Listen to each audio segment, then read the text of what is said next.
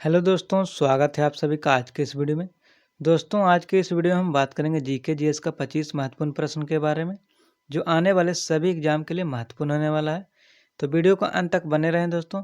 अगर चैनल पर नए हैं दोस्तों तो चैनल को सब्सक्राइब कर लें। तो चलिए दोस्तों, वीडियो को शुरू करते हैं पहले प्रश्न से। तो आज का पहला प्रश्न है दोस्तों, राष्ट्रपति का पद अधिकतम कितने महीने के लिए रिक्त रह सकता है?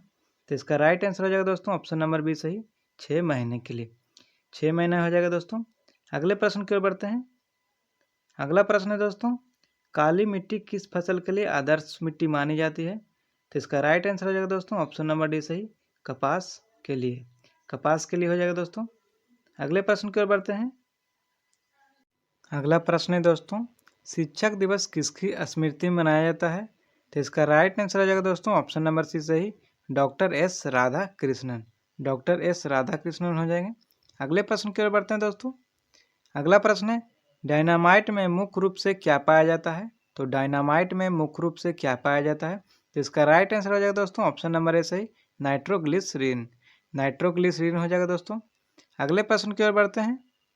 अगला प्रश्न दोस्तों, भारत के नियंत्रक और महालेखा परीक्षक की नियुक्ति कौन करता है? तो भारत के नियंत्रक और महालेखा परीक्षक की नियुक्ति कौन करता है?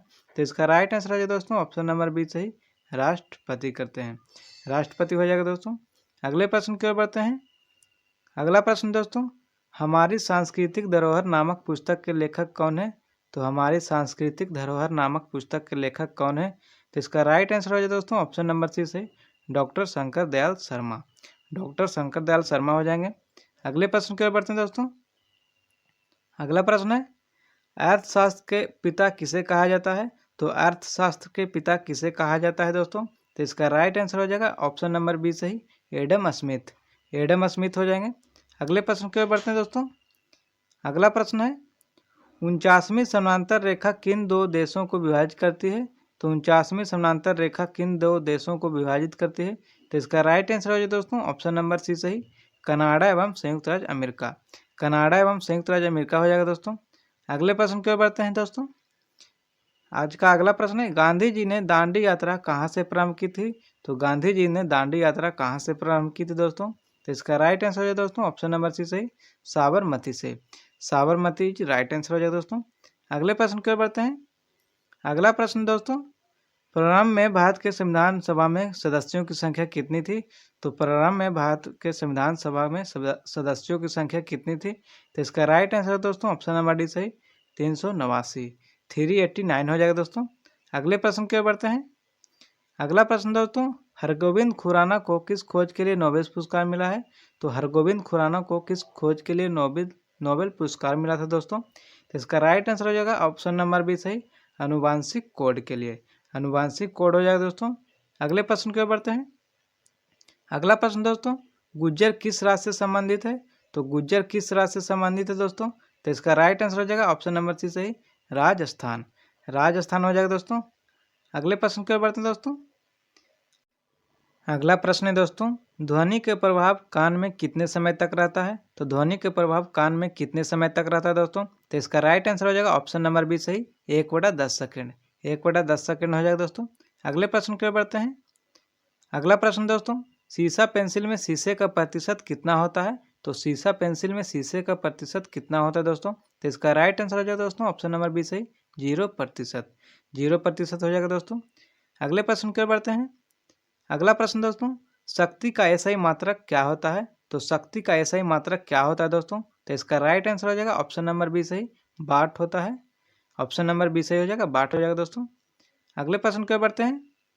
अगला प्रश्न दोस्तों, संसद के दोनों सदनों की संयुक्त बैठकों की अध्यक्षता कौन करता है? तो संसद के दोनों सदनों की संयुक्त बैठकों की अध्यक्षता कौन करता है दोस्तों? तो इसका राइट आंसर हो जाएगा दोस्तों ऑप्शन नंबर सी सही, लोकसभा अध्यक्ष। लोकसभा अध्यक्ष हो जाएगा दोस्तों। अगले प्रश्न की ओर बढ़ते हैं। अगला प्रश्न दोस्तों, भूकंप तरंगें किसमें दर्ज की जाती है? तो भूकंप तरंगें किसमें दर्ज की जाती है दोस्तों? तो इसका राइट आंसर दोस्तों ऑप्शन नंबर सी सही, सिस्मोग्राफी। सिस्मोग्राफी हो जाएगा दोस्तों। सेशन अच्छा लग रहा है दोस्तों तो वीडियो को लाइक जरूर करें। अगले प्रश्न की ओर बढ़ते हैं दोस्तों, फाइकोलॉजी में किसका अध्ययन किया जाता है? तो फाइकोलॉजी में किसका अध्ययन किया जाता है दोस्तों? तो इसका राइट आंसर दोस्तों ऑप्शन नंबर बी सही, शैवालों का। शैवालों का अध्ययन किया जाता है। अगले प्रश्न की ओर बढ़ते हैं। अगला प्रश्न है लुम्नी किनका जन्म स्थान है?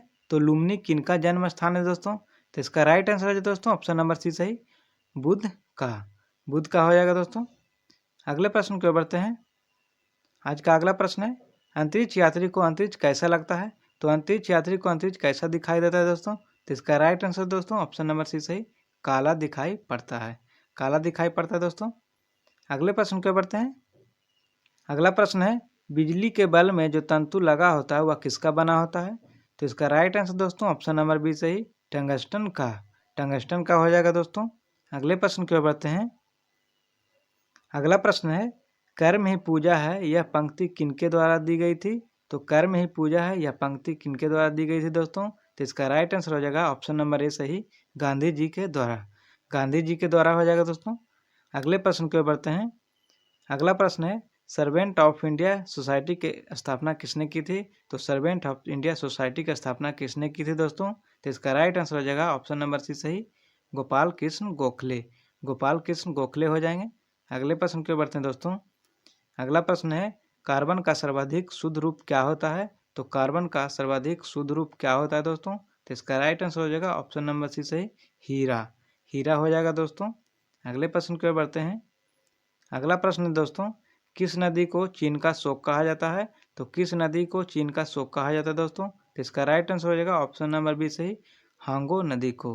हांगो नदी को चीन का शोक कहा जाता है दोस्तों। सेशन अच्छा लगा हो दोस्तों तो वीडियो को लाइक एंड चैनल को सब्सक्राइब जरूर करें दोस्तों।